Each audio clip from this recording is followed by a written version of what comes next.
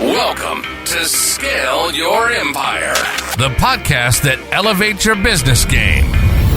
Meet your guides to greatness. Your hosts, Darshan and Rejin.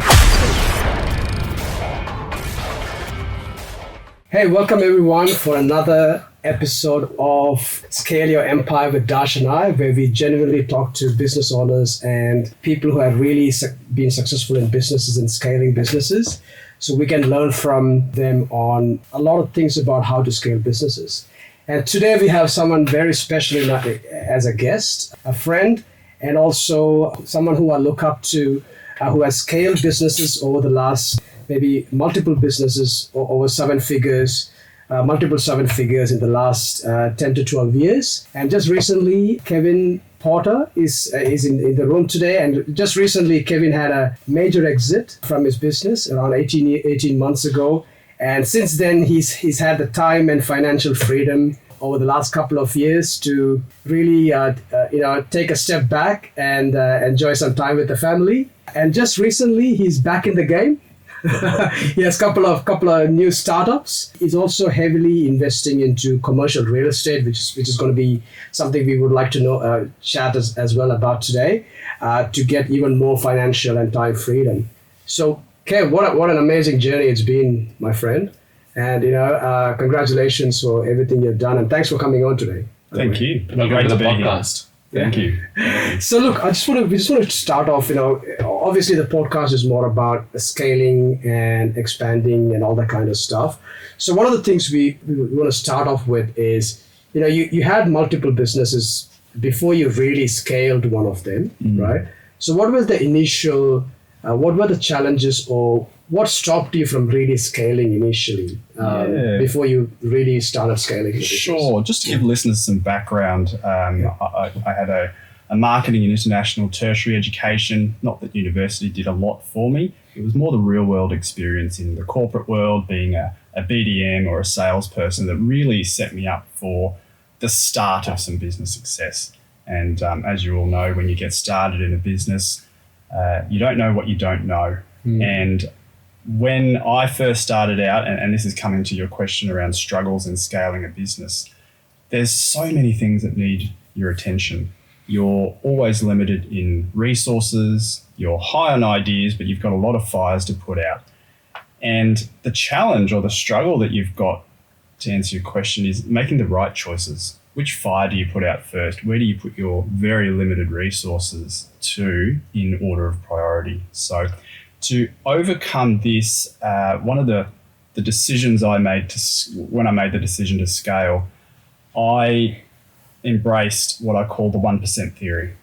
So the idea of the 1% theory is to find 100 things in your business and just improve them by 1%. The idea is that they're not huge improvements, just a little 1% improvement. That one extra sales call, extending out your credit terms, asking for a discount, a quarterly customer survey, not big things.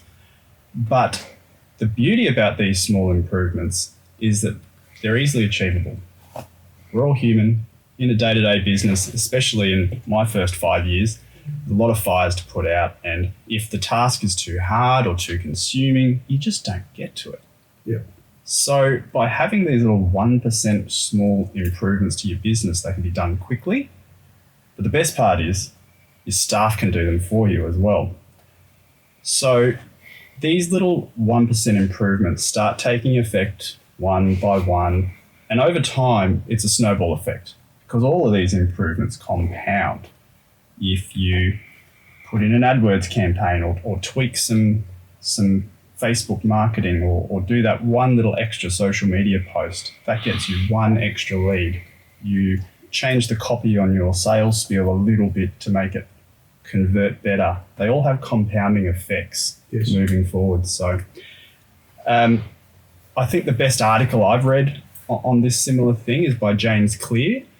I thoroughly recommend listeners Google James Clear. Got some great articles there on not just business improvement, but personal improvement. And what he wrote was that if you do these 1% improvements to whatever you put yourself towards, over the course of an entire year, you'll have a 37 times improvement. Wow. So It's A lot of that I embraced in business for the first 5 years. Coming on to the latter 5 to 7 years of business, a little bit more mature in business, I embraced organisations like EO, Entrepreneurs Organisation, and read a lot more books and really got smarter about how to take it to the next level. And one of those scaling up programs is a book called Scaling Up by Vern Harnish, and it's a program called Scaling Up. And it really took me to the next level. The other one that I'm working on at the moment with my two new businesses, it's a program called EOS, which is Entrepreneurs Organizational System, I believe it is. And the EOS program is quite similar. Some of it's even free, so it's nice to adopt something new.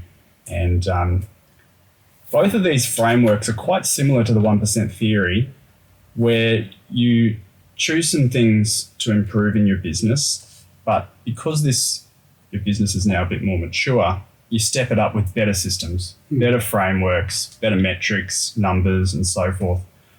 But just to summarize, what I believe the most important part of these programs like Scaling Up or EOS is hanging around other entrepreneurs, because they're also scaling their business as well. Agree. Yeah. 100%. You are who you hang around, right? Yeah. And, entrepreneurship is a lonely journey. Staff are not your friends.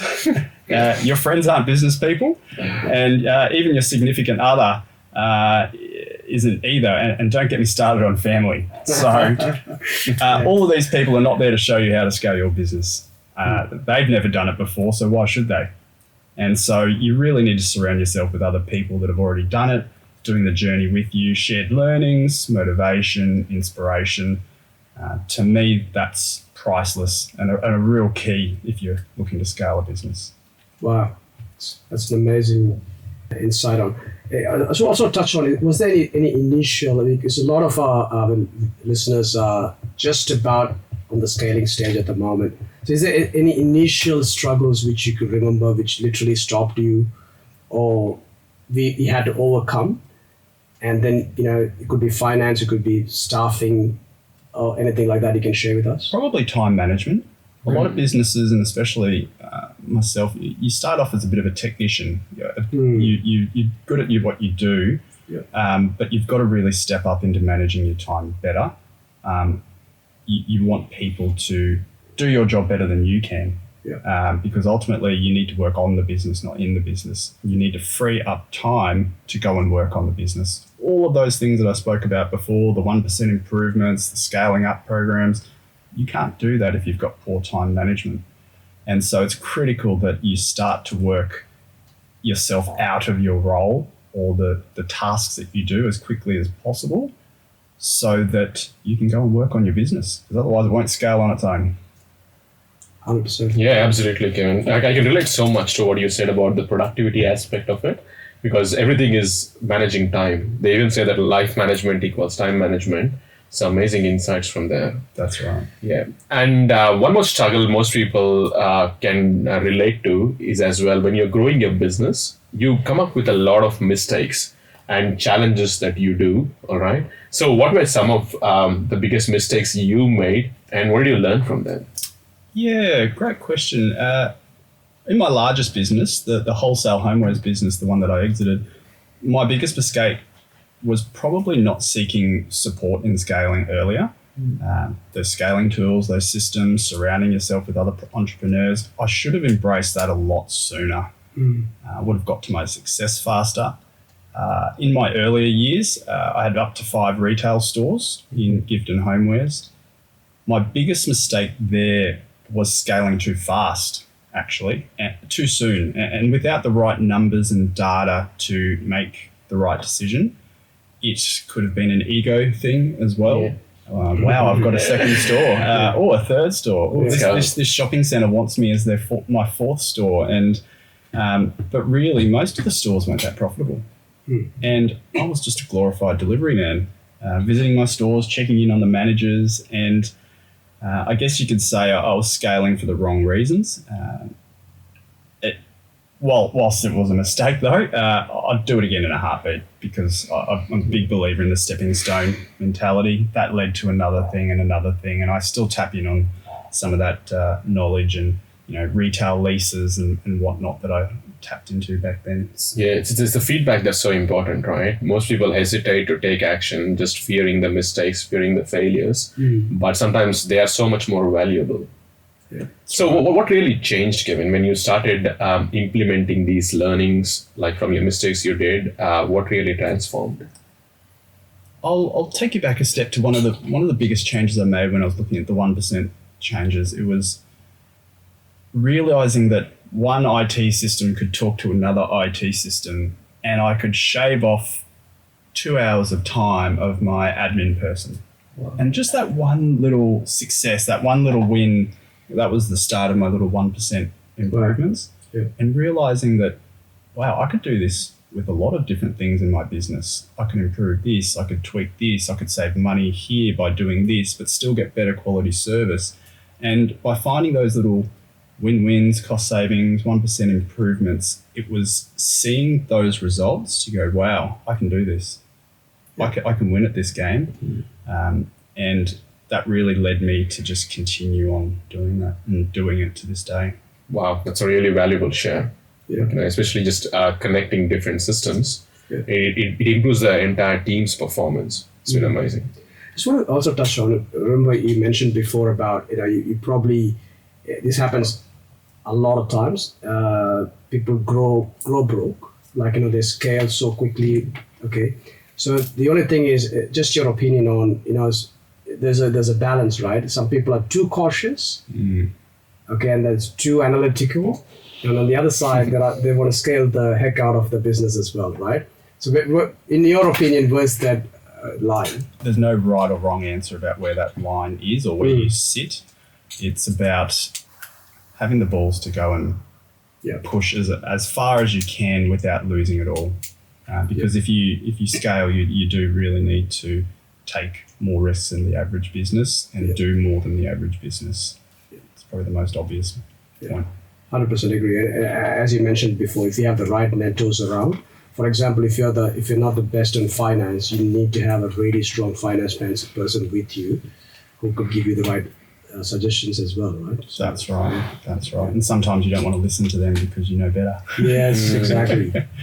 Kevin, one thing I've seen with you is you're amazing at building systems around your business, around your family life, everything as well. So as we know, systems are so crucial to scaling and growing any business. So what's your take on building systems in a business so that you can really scale without breaking it?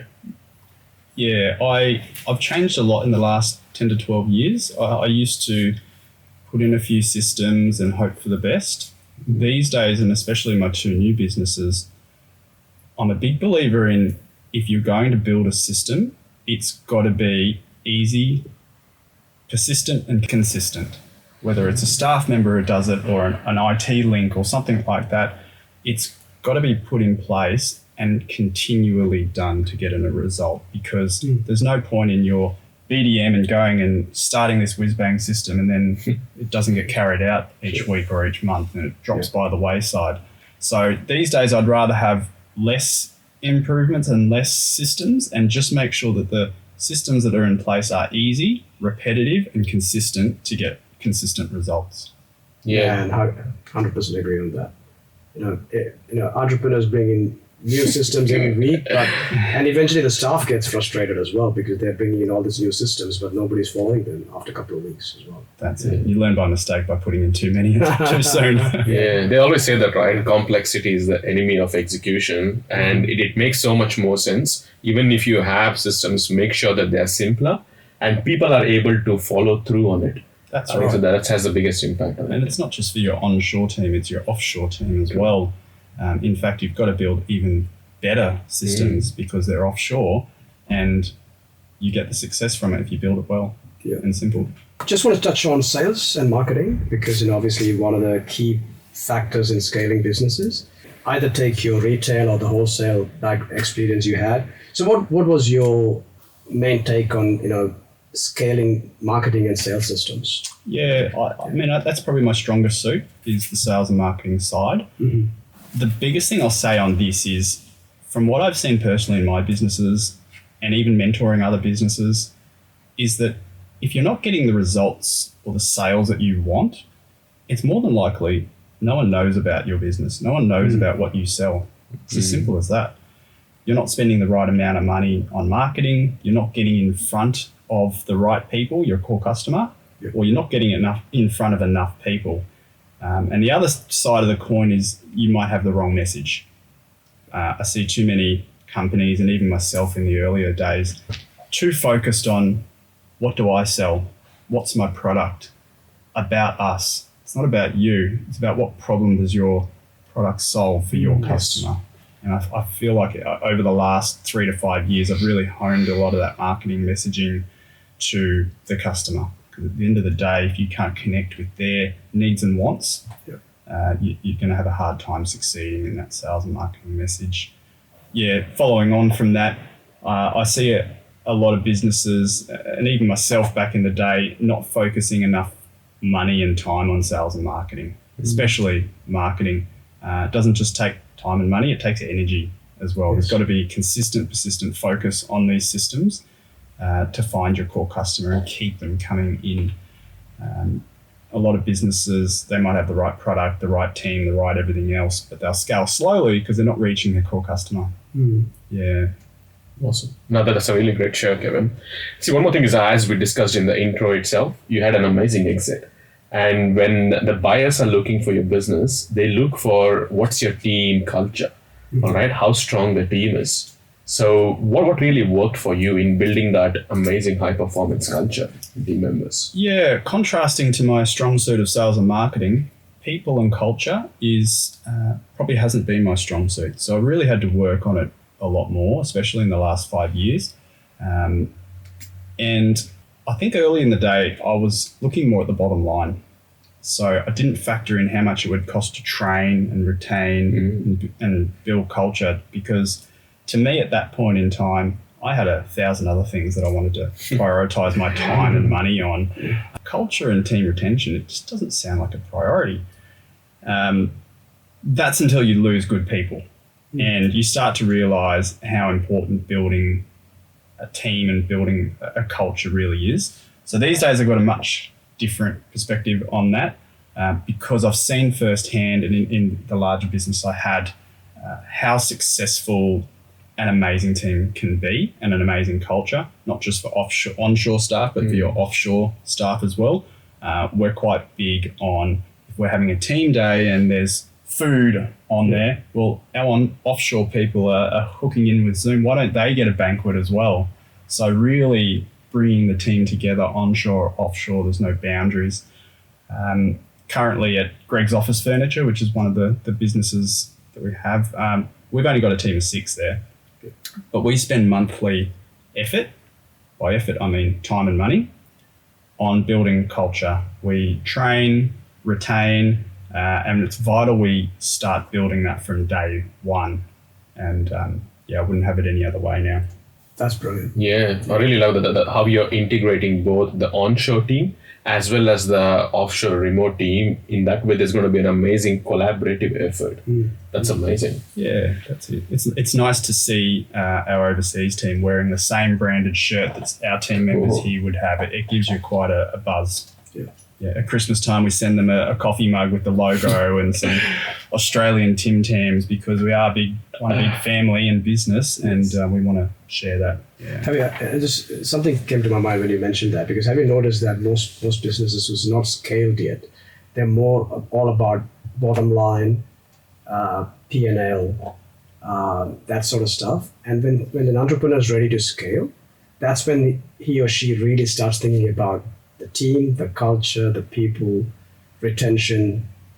It's amazing how that works, because at the end of the day, that's how you scale. Yeah? That's it. And coming back to the points I made earlier around, if you, as the entrepreneur, need to spend time on working on the business, you can't do that if you have staff moving and changing and leaving. So the more effort and the more consistency you have in your staffing and your culture, it actually frees you up to go and work on the business even more. Yeah.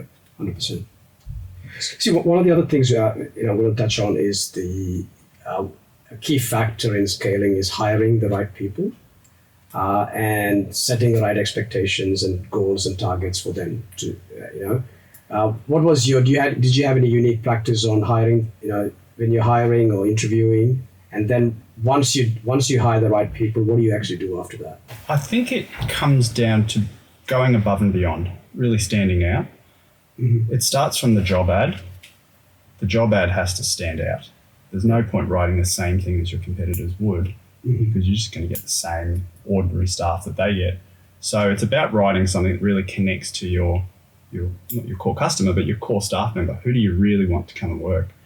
And you know what they say, hire slow, fire fast. Yes. Hiring slow is painful, but it's so worth it in the long run. Then moving forward, once they're in the team, it's, hey, they get a welcome gift. They get the morning of their birthday off, go and have breakfast and come in a little bit later. These things don't cost a lot of money, but all these little things added up can build culture faster, bring new people on faster as part of the team, and ultimately, hopefully, they stay longer and refer their friends. Yeah. Okay, so the way that you put it, like investing in the team, it's really a big way that you really try to grow the business. Because most people don't think of it as an investment, they look at it as an expense. But having that long-term perspective that, the team will be there to help us is just mind-blowing. Yeah, that's it. Just want to also touch on the other side of the culture as well, right? So every now and then you have one or two members who come in the business, probably not the right fit. And you try everything with that person. He might be good at technically or someone you need in the business, but probably not the right fit. Okay, he's creating problems with other team members. So what was your experience with that, and what did you end up doing with that kind of person? Do you remember that part where I said fire fast? Yes, I agree. Yes. End of story. Yeah. No, it is something that is a hard decision, especially in the startup phase in your first few years, because you rely on that person so heavily. Later on in the business journey, you might have 5 customer service people, so you've got 4 to fall back on. So it's not as important, but definitely earlier on in the piece, it can be quite tricky. So firstly, try not to hire the wrong person, but secondly, you can't always get it right, and you have to make steps. I've always believed in HR consultants to help you guide that process, so you're always in the black, not doing anything you shouldn't be, because the laws can be quite tricky. And then once you know you want to do it, it's a Band-Aid. Check it off quickly. Agree. Amazing, Kevin. Yeah, that's so good. Let's jump into the most important topic, money. All right. As we already discussed, so many businesses growing. All right. And it's so crucial to maintain that cash flow for the growth. And since you have scaled multiple businesses, how did you do that? Like, making sure that you're able to scale and grow a business profitably. What was your mindset towards finances? In the earlier days, I probably had too heavier a focus on sales, on the top line sales. And I'm sure a lot of your listeners might be able to relate to that. You look at the profit and loss statement and, gee, that revenue figure looks great. Yeah. But at some point, and I learnt this along the way, is you need to check in and make sure that the things that we're doing, the tasks, the customers we're selling to, the products that we're selling, are they really profitable? Are they allowing us to be profitable? Do you have the cash flow to not just pay your wages and your BAS statement, but are you really putting cash in the bank for your future? Because ultimately you're investing not just your personal cash and time. You've got to get a good ROI on that time. And it's only now that I can look back and go, if I'm going to invest in another business, there's got to be an ROI. And what is that? It sounds boring, but P&Ls, monthly P&Ls, cash flow statements, monthly cash flow statements, these are the things that, they're not painful, but they're not my favorite thing to look at every month. But these are the things that are critically important to make sure that the business is tracking towards where it should be going. Is it tracking against the goals that you've set? And to really scale, you need to be monitoring those numbers. Yeah, you really got to measure, what you want to improve. And that plays a really crucial factor because I can see so many business owners, as you mentioned, they are focused only on sales, growing. But if you start ignoring, as you said, it's the most unsexy part of a business, right? But the more it gets ignored, the more your business is going to go broke. That's it. And there's a big piece there on delayed gratification because as business owners will know, you need to delay a lot of things to reinvest in your business, whether that be money or time and energy. So there's a lot of sacrifices that go into having a business and sacrificing cash because you've got to put it back into the business because you know that there'll be a result at the end of the rainbow, a payday at the end of the rainbow. And what was that analogy in your mind? Because we find entrepreneurs, especially normally in their first business, when it starts taking off, the Rolex watch comes out, and they have the new neck coming up and all that kind of stuff. But where do you draw that line where okay, this is a long-term game? I think I've been very fortunate to grow up in a background where money is valued. And what I mean by that is that it's a limited resource in it, but if you use it wisely, you can reap those benefits later on through delayed gratification. So I'm big on property investments, residential, I've done developments and now commercial property. That is about delayed gratification as well. And I think I learned it as a kid as well. I had market stalls, and by reinvesting and buying more stock, better stock, I wasn't able to spend that cash at Time Zone or a new skateboard. But I was able to grow my sales and then eventually get more cash. So I bought my own car at 17. I bought shares when I was 17 with the help of my parents. And it was that delayed gratification that I'm so grateful that I kept because it proved wise moving forward into the rest of my life. Amazing. That's a good guy, Kevin. Thanks for all your experience shares. One of the biggest things is what we think is learning what you've learned up until now. All right. If you had to do things differently, what would you do? How do you do differently? I'd probably tread the path with a bit more confidence. And you probably gain confidence by going through the motions, right? You can't just get it from day one. But in my earlier days, I would look at my competitors a lot. And I'm not saying don't look at your competitors because you have to. I'm saying I used to look at what others would do in my industries and I would think that's the norm. But ultimately, if you want to put in what others are putting into their business, you're going to get the same result. And after a while, I knew I didn't want the same result. So, for example, in the wholesale industry I was in, I saw people in their 50s and 60s. They've been doing their business for 30 years, doing the same old thing every year. But they'd walk away with a business that was only worth the inventory cost. And to me, that's a bit of a failure, and it's not what I wanted. So I had to become an outlier, buck the trend. I had to do what they wouldn't do more marketing, take on more risk, do things differently and really stand out. And by doing some of that stuff, I gained more confidence. And now I've got the confidence to just go out and do it straight away. And that's probably what I would do differently. Yeah, I mean, sometimes they always say that, right? Comparison is the enemy of joy. You just need to be aware of it and just have that unshakable confidence. That's it. Yeah, place to grow. That's it. Well, Kevin, I think we can keep talking to you forever, but I think it's coming to the end of the podcast. But we can't finish the podcast without talking about your commercial real estate. Okay, and was that obviously congratulations on what you've done with that, because a lot of people talk about time and money freedom, but very, very few percentage in the world has that. Or was it a recent thing after the exit, or was that an actual plan towards having the life you have now? No, I've always had it. Yeah. Used to be in a lot of residential property, doing some small residential developments along the way as well, and business helped fund that. So it was actually in my interest to grow my business and scale my business in order to feed the property. And but just taking that next step up the rung for me was commercial property, and particularly warehouses and industrial property. My businesses used to use it, and one of my businesses now still uses commercial industrial property. And so I've naturally got a calm obsession for industrial property. Cool. Love that. I really like how you mentioned those investments were driving your hunger to succeed in business as well, so that you're creating other nest eggs as well. Yeah. So most people sometimes don't think about it. They're like, okay, the business is growing great and it'll go great forever. So I just like that approach that, sometimes it's better to park the money in certain assets, which will grow over time as well. Yeah, that's it. I mean, at the moment, commercial property is my thing. In the two businesses that I've got, I both look at them from an ROI perspective.